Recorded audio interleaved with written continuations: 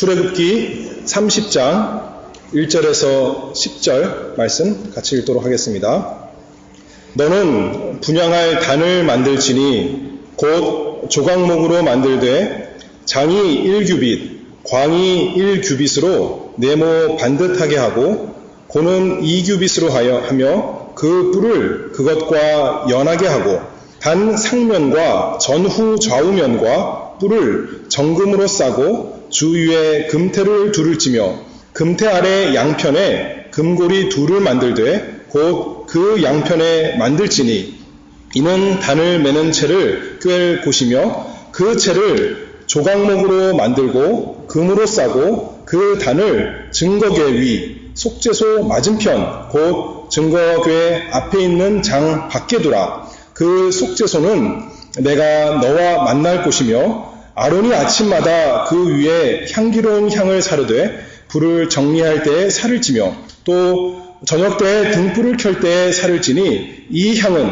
너희가 대대로 여호와 앞에 끊지 못할지며 너희는 그 위에 다른 향을 사르지 말며 번제나 소제를 드리지 말며 전제의 술을 붓지 말며 아론이 1년 1차씩 이 향단 뿔을 위하여 속죄하되 속죄제의 피로 1년 1차씩 대대로 속죄할지니라. 이 단은 여호와께 지극히 거룩하니라. 아멘. 그리스도에 대해서 특별히 그리스도는 선지자, 제사장, 왕 그 세 직분을 하나로 해서 그리스도께서 감당하셨는데 그것에 대해서 증거하고 있습니다. 그런데 이제는 제사장에 대해서 하고 있죠. 하나님께서 하나님의 백성에게 예배를 받으시는데 그냥 예배를 받으시는 것이 아니라 제사장을 통해서 하나님께서 예배를 받으신다 했습니다. 제사장이 구약시대에 하나님께 제사 드릴 때 제사 드리기 위해서 광야에서는 성막이 있었고 또 이스라엘 나라 가나안 땅에 들어가서는 솔로몬 시대를 통해서 성전을 지어서 거기서 제사장을 통해서 하나님께 예배했습니다. 그런데 출애굽기 말씀을 보면 그 성막을 회막이다 그렇게 말했는데 회막, 하나님과 하나님의 백성이 만나는 곳, 회막이다 그렇게 말씀하면서 새 군대, 새 장소 또는 새 그 성막 기구 설명하면서 내가 너와 또는 내가 너희와 만나리라 그렇게 말씀했다 했습니다. 우리가 하나님이 어디 계신가 찾는 것이 아니라 우리 스스로 고안해서 발명해서 연구해서 아는 것이 아니라 하나님께서 정해주신 방법을 통해서 하나님께서 정해주신 장소에서 우리가 하나님을 만날 수 있다 했습니다. 지난 시간에는 이제 성막을 보면 성막들이 있습니다. 성막들에 제단이 있는데 번제단, 그곳에서 제사 드릴 때 제사장이 이스라엘을 대표해서 하나님께 제사 드릴 때 하나님께서 너희와 만나주시겠다. 출애굽기 29장에서 증거하였습니다. 이제 제단, 성막들을 지나서 그 성소 안으로 들어가면 30장이 이르게 됩니다. 성소 안에 오늘 말씀에 보면 6절 말씀이죠. 그 단을 증거궤 위 속죄소 맞은편 곧 증거궤 앞에 있는 장 밖에 두라. 그 속죄소는 내가 너와 만날 곳이며 여기도 또 똑같은 표현이 나오죠. 내가 너와 만난 곳이다. 이렇게 말씀하고 있습니다.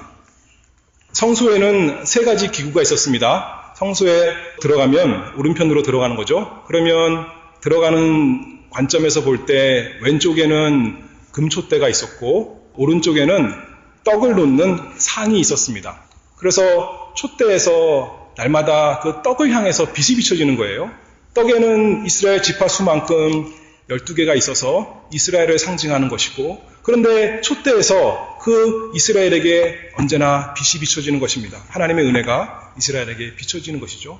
또 떡은 예수님을 상징해서 생명의 떡이신 예수님께서 그 이스라엘에게 양식이 되신 상징한다. 그렇게 이 성소 안에 있는 모든 것이 그 예수님과 또 예수님께서 하나님의 백성을 어떻게 구원해 나가시는가 그 진리가 잘 담겨져 있습니다. 그런데 양쪽에 촛대와 떡상이 있는가 하면 정 앞에 가장 깊숙이 성소 가장 안쪽에는 뭐가 있냐면 바로 오늘 말씀에 있는 분향단이 있었습니다. 너는 분향할 단을 만들지니 곧 조각목으로 만들되. 제사장이 제사장 옷을 입고 특별한 옷이죠. 어깨에는 이스라엘의 이름이 새겨져 있고 또 가슴에도 이스라엘 지파 이름이 새겨진 옷을 입고 하나님 앞에 나아가 제사 드리는데, 그때뿐만 아니라 성소 안에 들어가서 분향할 때에도 이스라엘의 이름을 어깨에 메고 가슴에 붙이고 하나님 앞에 나아갑니다. 제사장만 나아가는 것이 아니라 이스라엘이 제사장을 통해서 하나님과 만나는 것입니다. 하나님께 나아가는 것입니다. 그런데 오늘 이제 분향단인데, 이 향을 태우는 것은, 향은 기도를 상징합니다. 시편 141편 2절 말씀에 보면 나의 기도가 주의 앞에 분향함과 같이 되며, 기도가 분향처럼 된다, 그렇게 말씀합니다. 이스라엘 백성이 잘 알고 있었던 거예요. 제사장이 성소에 들어가서 분향하는 것은 그냥 향기 좋게 하려고 분향하는 것이 아니라 하나님께 기도하는 것을 상징하는 것이다, 잘 알고 있었습니다. 그래서 누가복음에 봐도 누가복음 1장에 세례 요한의 아버지 사가랴가 제사장이었는데, 이제 그 순서를 따라서 성소에 들어가서 분향을 할 때 백성들은 그 10절에 보면 그 분향하는 시간에 백성들은 그 밖에 서서 성소에 들어갈 수 없지 않습니까? 그러나 밖에 서서 같이 기도했습니다. 그러니까 백성들이 다 알았던 거예요. 예수님 때도 그렇고 구약시대도 그렇고 사람들이 이 분향은 그냥 향기 내는 것이 아니라 뭐냐면 우리의 기도다, 하나님께 기도하는 것이다, 다 알고 있었습니다. 일반적으로도 그래요. 하나님의 백성만 향 피우는 것을 기도하는 것으로 생각하는 것이 아니라 우리가 다 아는 대로 제사 드릴 때 보면 향을 피우지 않습니까? 그때도 마찬가지 의미예요. 향을 피우는 것은 그저 단순히, 물론 어떤 냄새를 좋기 위해 하는 것도 있지만 제사 드릴 때 예배 의식입니다. 향을 피움으로써 신을 부르는 그런 의식이 되는 것입니다. 그래서 법당에 가도 불교에서도 향을 피웁니다. 정신을 맑게 하는 기능도 있겠지만 향을 피움으로 예배의 의식을 취하는 거죠. 하나님 앞에 제사장이 나아가서 분향하는 것은 하나님께 기도하는 것입니다. 그런데 6절 말씀에 보면, 다시 보면 6절 말씀을 보면 그 단을 증거교회 위 속죄소 맞은편 곧 증거교회 앞에 있는 장 밖에 두라. 그 속죄소는 내가 너와 만날 곳이며, 그렇게 했습니다. 우리 성경에, 여러분들 성경은 어떤지 모르겠어요. 근데 제 성경에는 성경 6절을 쭉 읽다 보면 다 똑같은 글자 크기가 아니에요. 어떤 거는 글자가 좀 작아요, 얇아요. 그렇게 돼 있나요? 제 성경은 그렇게 돼 있어요. 원래 성경 성서공회에서 출판할 때 그렇게 했습니다. 그 작은 글씨는 뭐냐면 원문에는 없는 거예요. 원문에는 그 뜻이 없는데 해석이 쉽게 하기 위해서 번역한 사람들이 집어넣었다는 표로 조그맣게 글씨를 해서 우리로 하여금 알 수 있게 표시한 것입니다. 여기 보면 뭐가 작은 글씨로 돼 있어요? 여러 개 있는데 교회가 작은 글씨로 돼 있죠. 또 제가 말하고 싶은 것은 그 두 번째로 그 속죄소는, 그것이 작은 글씨로 돼 있어요. 그 속죄소는. 그러니까 영어 성경에 봐도 그렇고 원문을 봐도 그렇고 그 속죄소란 말이 없다는 거죠. 그 대신에 뭐가 있냐면 거기서 이런 말이 있는 거예요. 우리 출애굽기 29장 42절 보면 이렇게 똑같이 나오죠. 이는 너희가 대대로 여호와 앞 회막문에서 늘 드릴 번제라. 내가 거기서 너희와 만나고 네게 말하리라. 이것처럼 이 스타일대로 여기 30장 6절에도 그렇게 되어 있는 거예요. 거기서 내가 너와 만날 곳이다. 거기가 어디인가? 이게 이제 궁금한 거죠. 거기가 어디인가? 근데 우리 성경 번역한 사람들은 그것이 속죄소다. 왜냐하면 하나님께서 속죄소에서 만나주신다고 출애굽기 그 앞에서 이미 말씀했기 때문에 속죄소다, 이렇게 집어넣은 겁니다. 그것도 말이 되죠. 근데 또 한편으로는 이 30장에서는 지금 분향단을 설명하고 있는 거예요. 분향단. 그래서 이제 앞으로 쭉 말씀드리겠지만 하나님께서 이 분향단을 통해서 이스라엘 백성과 만나 주실 것이다. 제사장이 성소에 들어가서 분향할 때 그때 내가 너와 만나리라 하나님께서 그렇게 말씀하시는 것 알 수 있습니다. 근데 두 개가 전혀 다른 것이 아니라 연결되는 것은 이제 쭉 설명하겠습니다. 왜냐하면 분향단이 어디 있다고 그랬어요? 성소 들어가면 제일 입구에 있는 것이 아니라 제일 깊숙이 있는 거예요. 근데 제일 깊숙이 그 다음에는 무엇이 있냐면 휘장이 있는 거예요. 그리고 휘장 너머에는 하나님의 언약궤가 있는 것입니다. 지성소에는 대제사장이 1년에 한 번만 들어갑니다. 1년에 딱 한 번만 들어가요. 그런데 성소에는 몇 번 들어갈까요? 1년에 몇 번? 여기 우리 성경 다시 볼까요? 7절 말씀을 보면 아론이 아침마다 그 위에 향기로운 향을 사르되 이렇게 나왔고 8절에 또 저녁 때 등불을 켤 때에 살을 지니 이렇게 됐죠. 그러면 매일매일 들어간다는 뜻입니다. 지성소에는 매일 갈 수 없고 1년에 한 번 가지만 성소에는 분향하기 위해서 향을 사르기 위해서는 매일매일 가는데 지성소는 뭐냐면 하나님이 계신 곳을 상징하는 거예요. 하나님의 보좌가 있는 곳을 상징하는 거예요. 그러면 이 지구상에서 이 세상에서 그곳이 가장 거룩한 곳이고 그곳이 하나님이 계신 곳을 상징하는데 거기에 가장 가까운 곳이 어디예요? 분향단이 있는 곳이에요. 가장 가까운 곳, 성소에서 가장 안쪽, 지성소에 들어가기 바로 전 그곳에 제사장이 이스라엘 백성의 이름을 어깨에 메고 가슴에 지고 날마다 나아가서 아침 저녁으로 분향하는 것입니다. 분향이 무엇이라고 그랬죠? 기도하는 것이라고요. 아침 저녁으로 대제사장이 이스라엘의 이름을 가지고 나아가서 하나님 앞에 기도하는 것. 그때 하나님께서 만나주신다 말씀합니다. 가장 가까운 곳이니까 거기서 향을 피우면 어떻게 될까요? 그 향이 커튼 밑으로, 휘장 위로 또는 휘장 밑으로 스며드는 것입니다. 나는 지성소에 못 들어가지만 대제사장은 1년에 한 번밖에 못 가고 매일 갈 수 없지만 그 드리는 향은 어떻게 되는 거예요? 쫙 스며들어서 위로 아래로 스며들어서 하나님이 계신 곳에 하나님이 계신 그 언약궤에 들어가는 것입니다. 우리 기도가 그렇지 않습니까? 우리가 기도를 어디서 합니까? 하늘 날아다니면서 하나요? 그렇지 않죠. 이 지상에서 하는 겁니다.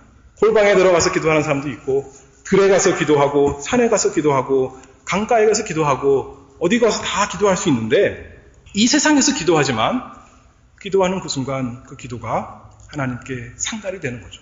하나님이 계신 지성소 안으로 들어가는 거예요. 그래서 아까 30장 6절 말씀에 내가 너와 만날 곳이다. 이것이 속죄소가 됐든 분향단이 됐든 같은 의미가 되는 거예요. 분향단에서 성소에서 향을 피우는데 그것이 속죄소가 있는 그 안으로 들어가는 것입니다. 히브리서 9장 말씀을 보면 1절에 첫 언약에도 섬기는 예법과 세상에 속한 성소가 있더라. 예비한 첫 장막이 있고 그 안에 등대와 상과 진설병이 있으니 이는 성소라 일컫고 또 둘째 휘장 뒤에 있는 장막을 지성소라 일컫나니 금 향로와 사면을 금으로 싼 언약궤가 있고 히브리서 9장에는 이렇게 신기한 표현이 나와요. 성소 안에는 등대와 상과 진설병이 있다는 거예요. 뭐에 대한 말이 없어요? 분향단에 대한 말이 없어요. 그리고 휘장 안에 지성소에 금향로가 언약궤와 함께 있다. 그렇게 말씀하는 거예요. 여기서는 분향단은 분명히 성소에 있고 지성소에 없는데 히브리서 9장에서는 향로가 지성소에 있다. 이렇게 말했죠. 물론 1년에 한 번 속죄일에 대속죄일에 대제사장이 향로를 가지고 그 아마 향로가 제 생각에는 분향단에 있었을 것 같아요. 그 분향단에 있던 그 향로를 가지고 이제 향을 가지고 그 지성소 안으로 들어갑니다. 그 모습을 일컬어 말한 걸 수도 있지만 또 한편으로는 분향의 효과에 대해서 말한다 이렇게 말할 수가 있는 거죠. 휘장 안에는 지성소에는 하나님의 임재를 상징하는 언약궤가 있지만 그리고 우리는 대제사장은 그 밖에서 휘장 밖에서 분향단에서 향을 피우지만 그 향이 지성소 안으로 들어간다.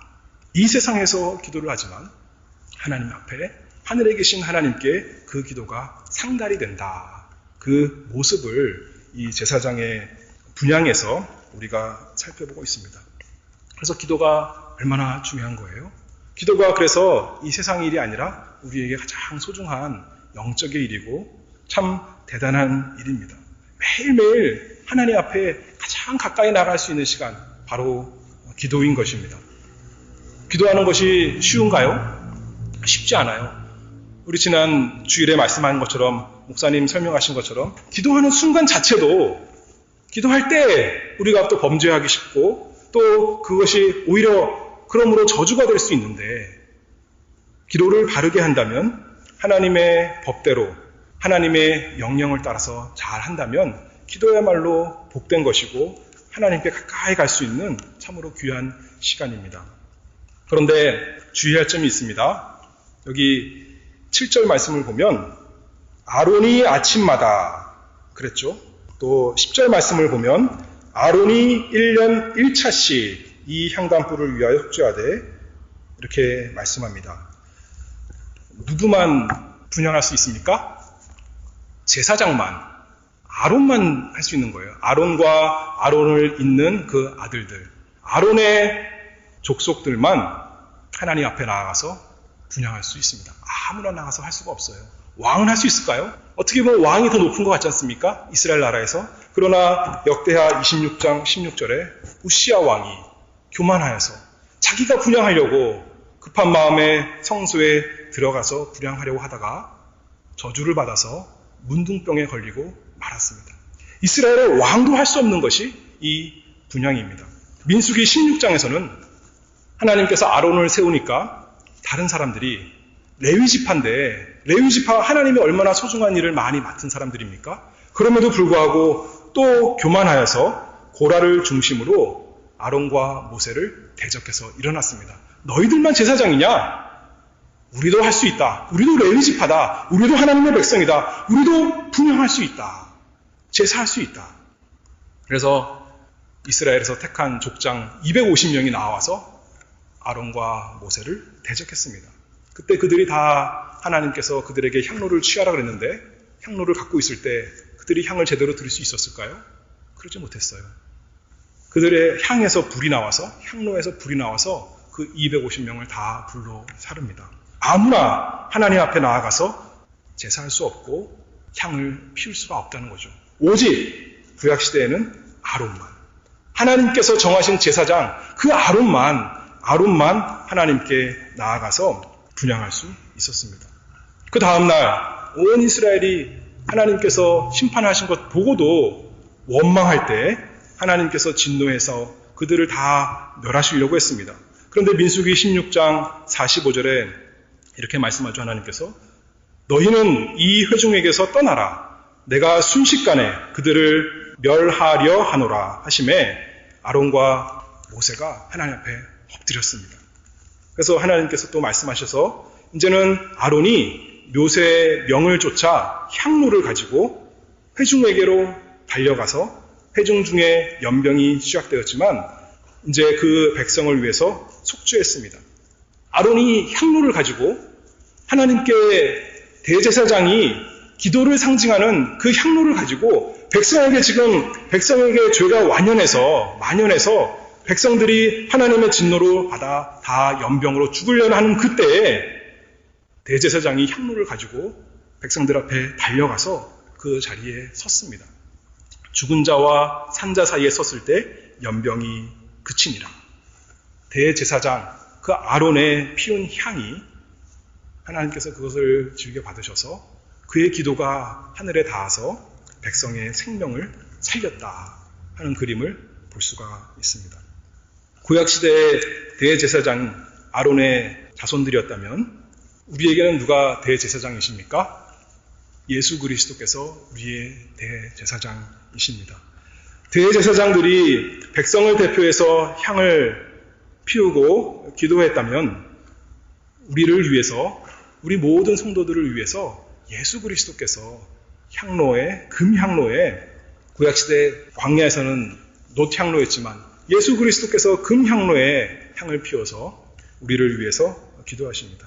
그래서 우리가 망하지 않는 거예요. 그래서 우리가 죄 때문에 없어지지 않고 하나님의 진노에서 살 수 있는 것입니다. 그리스도의 분향 때문에, 그리스도의 기도 때문에, 그리스도께서 대제사장이신 예수님께서 우리를 그 능력의 어깨에 메시고 우리를 그 긍휼의 가슴에 담고 하나님 앞에 나아가서 오늘도 기도하시기 때문에 우리가 이 자리에 나올 수 있는 것입니다. 스스로 기도할 수 있다고요? 내가 하나님은 창조주시고 우리는 피조물이니까 우리가 기도할 수 있다고요? 그렇지 않다고요. 오직 구약시대의 아론의 족속들만 제사장이어서 분향했던 것처럼 오직 예수 그리스도만 우리를 위해서 대신 기도해 줄 수 있다고요. 히브리서 4장 14절 말씀에 그러므로 우리에게 큰 대제사장이 있으니 승천하신 자 곧 하나님 아들 예수시라 우리가 믿는 도리를 굳게 잡을지어다. 우리가 다 죄인이어서 그 고라 자손처럼 아론과 모세를 대항해 일어났던 그 사람들처럼 마땅히 하나님께 벌을 받아야 되는 멸망해야 되는 사람이지만 그리스도를 믿음으로 예수 그리스도께서 우리의 대제사장이 되시고 우리에게 큰 대제사장이 계심으로 우리가 오늘도 살아가고 영원히 살아갑니다. 그 다음에 또 살펴볼 것은 여기 2절에 보면 분향단에 대해서 설명할 것이 많이 있지만 몇 가지만 보는 겁니다. 2절에 보면 특별한 게 또 뭐가 있냐면 뿔이 있습니다. 분향단에 뿔이 있어요. 뿔은 능력을 상징합니다. 권세를 상징합니다. 분향하는 것은 기도를 상징한다고 했는데 그러면 뿔이 있다는 것은 무슨 뜻이냐면 그 기도에 능력이 있다는 거죠. 아까 말한 것처럼 아론이 향로를 가지고 백성들 가운데 섰더니 마땅히 멸망해야 할 백성이 살았던 것처럼 기도에는 그런 능력이 있다는 것이죠. 얼마나 능력이 있습니까? 세상 걱정, 근심, 그게 문제가 아니에요. 세상 어려움, 그게 문제가 아니에요. 하나님의 진노가 참으로 문제 아니겠습니까? 영원한 문제인데 그 진노에서 가릴 수 있는 것은 예수 그리스도 대제사장이신 우리 주님의 기도 때문이다. 예수님이 믿음으로 우리의 대제사장이 되었기 때문에 그 능력으로 우리가 하나님의 진노에서 서 있을 수 있게 되었다. 그 말씀을 보여주고 있습니다. 10절 말씀을 보면 아론이 1년 1차씩 이 향단불을 위하여 속죄하되 속죄제의 피로 1년 1차씩 대대로 속죄할지니라.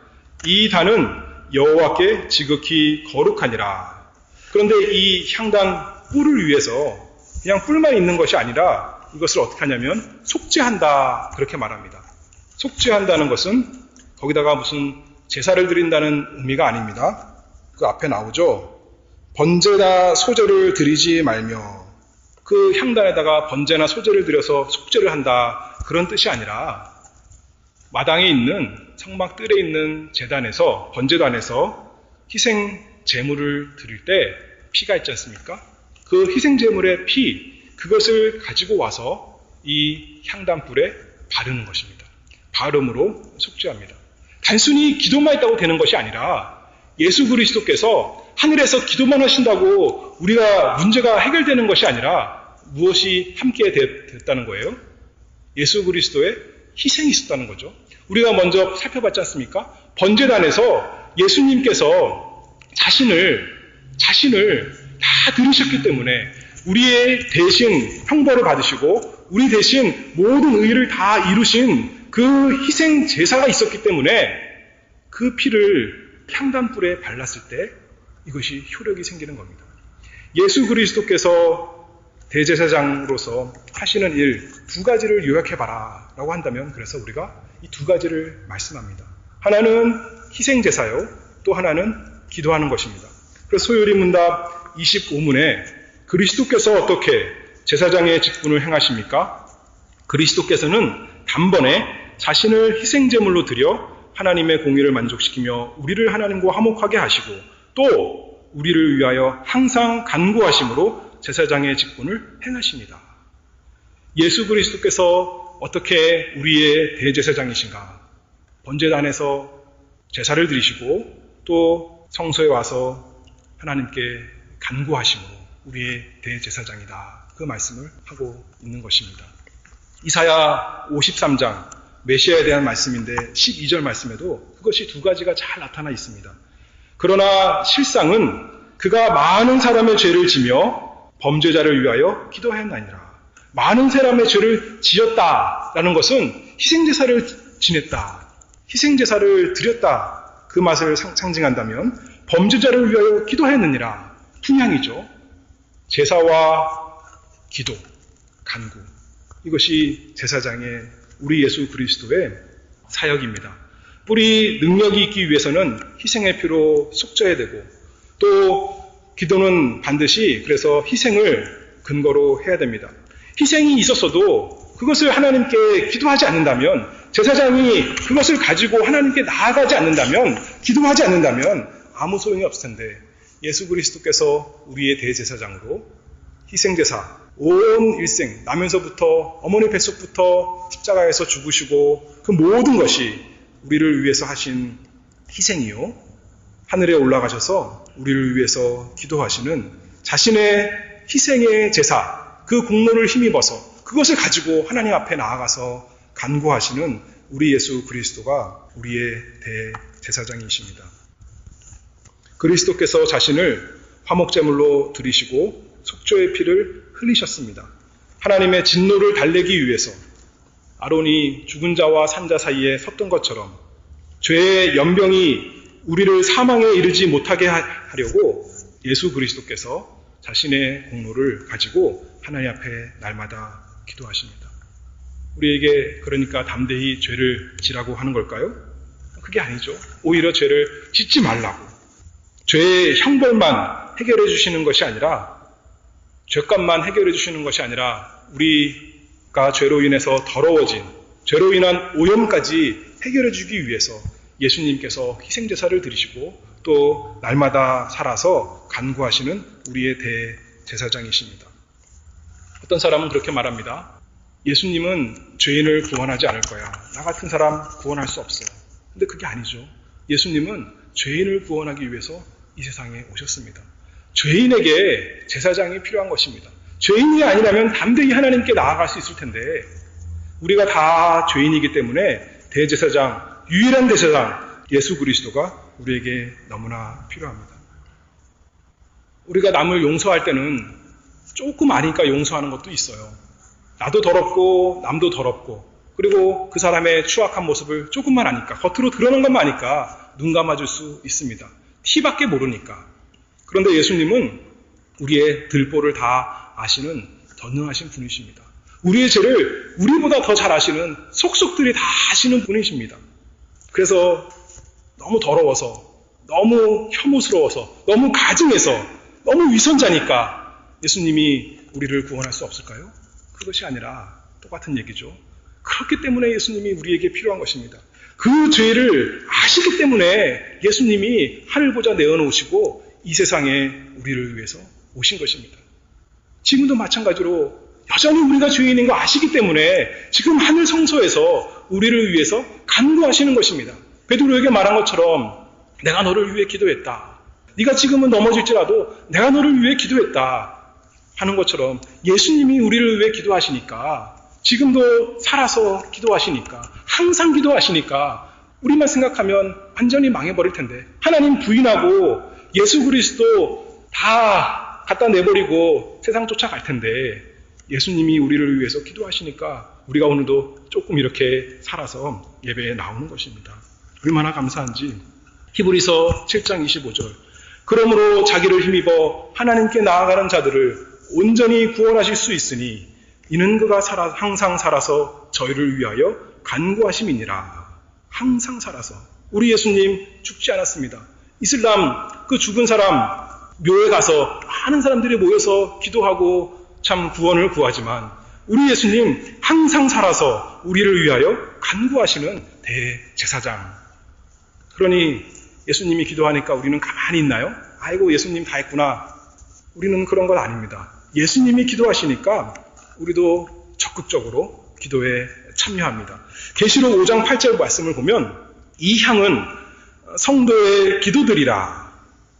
예수님이 기도하시는 건데 또 한편 성도의 기도다, 그렇게 말씀했습니다. 우리의 마음과 말이 불완전해서 우리가 하는 것 볼 때는 도대체 하나님께서 우리 기도를 받아주실 수가 없지만 예수님께서 우리 기도를 가지고 하나님 앞에 나아가시기 때문에 하나님께서 이 향은 성도들의 기도다. 내가 사랑하는 자들의, 내가 사랑하는 아들들의 기도다 하면서 받아주십니다.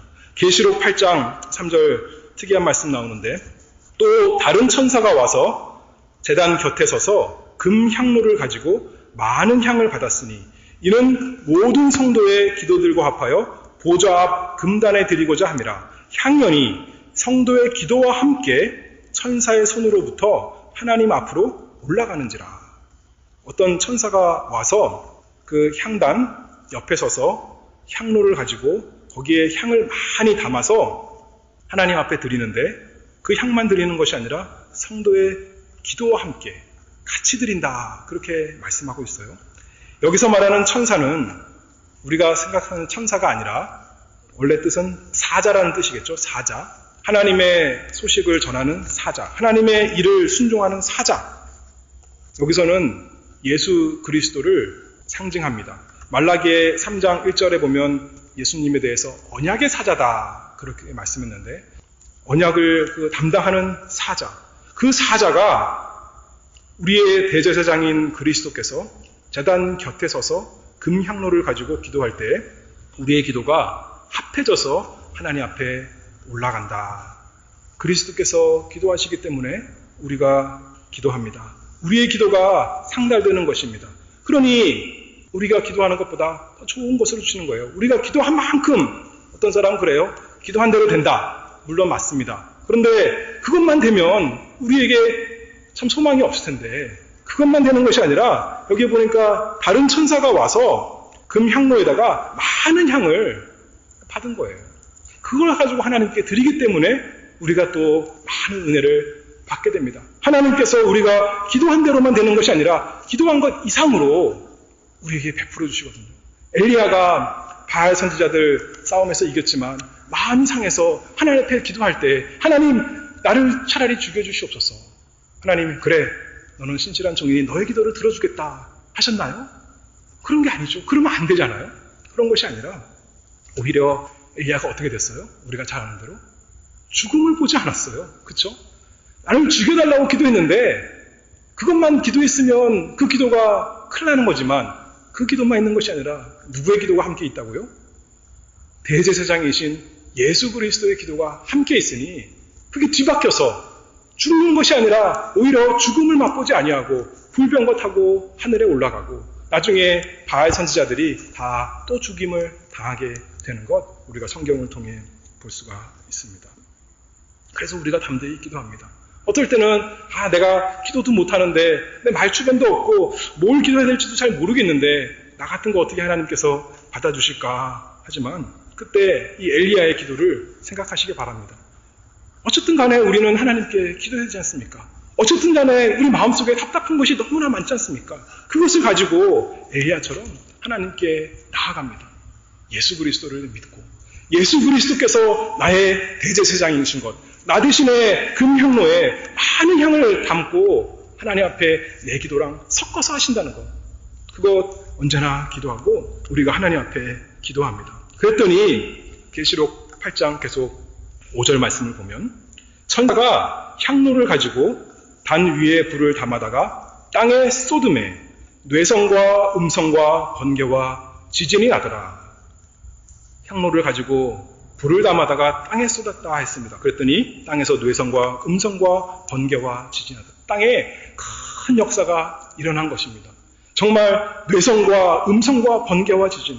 기도했더니 예수 그리스도께서 우리와 같이 기도하셔서 이 땅에 우리가 사는 이 땅에 우리 마음에 큰 역사가 일어난 것입니다. 세상이 줄 수 없는 모든 좋은 것이 우리에게 온 것입니다. 우리 지난 주일에 아버지께서 은밀한 중에 기도하면 은밀한 중에 보시는 아버지께서 어떻게 해준다고 그랬어요? 갚아주신다고 했어요. 갚아주신다고.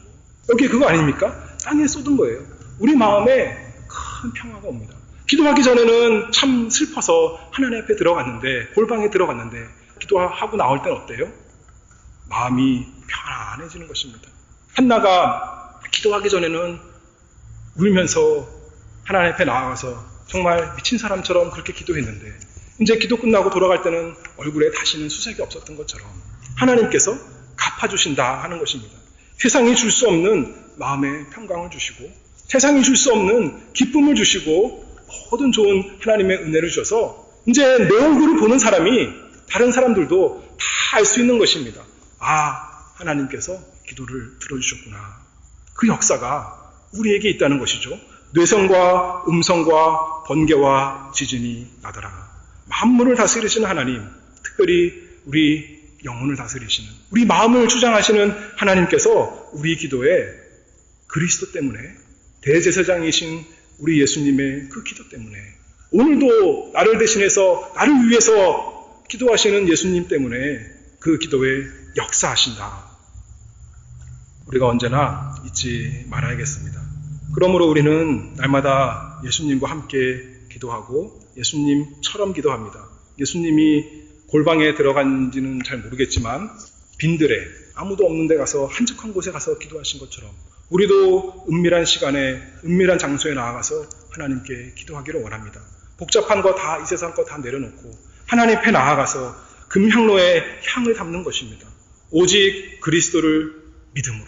믿음이 금인데 믿음으로 능동적으로 적극적으로 얼마든지 열심히 예수 그리스도의 이름만 붙들고 대제사장이신 예수님 의지하여 우리가 기도합니다. 이 땅에서 고난 가운데 기도하지만 우리를 위해서 하늘에서 영광 가운데 예수님이 기도하십니다.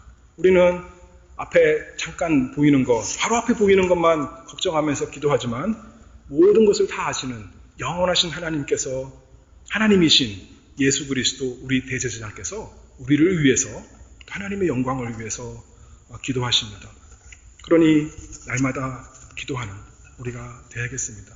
이 땅에서 하나님과 가장 가까운 장소, 이 성소의 모습에서 보여주듯이 분향단, 날마다 그 분향단에 나아가는, 예수 그리스도 이름으로 나아가는 우리 모두가 되기를 바랍니다. 예수님 이름 없이 나아가면 어떻게 될까요? 죽는 것입니다. 감히 하나님 앞에 나아갈 수가 없습니다. 그러나 대제사장이신 예수님의 어깨에 얹혀서 가슴에 담겨서 그분의 향에 합해져서 그분의 이름으로 그분의 공로 힘입어서 날마다 매일매일 드린다고 그러잖아요. 아침 저녁으로 분향하는 것처럼 날마다 우리의 필요를, 우리의 어려움을, 우리의 슬픔을, 우리의 괴로움을, 우리의 간구를 그리스도의 이름으로 나가 아뢰는 우리 모두가 되기를 바랍니다. 기도하겠습니다. 하나님 아버지, 참으로 감사합니다. 저희는 이 땅에 있지만 하늘의 하나님께서 저희의 기도를 사닥다리이신 예수 그리스도를 통해서 대제사장이신 우리 그리스도의 기도를 통하여 받아주시니 참으로 감사합니다. 하나님, 저희에게 기도할 수 있게 하신 것 너무너무 감사합니다.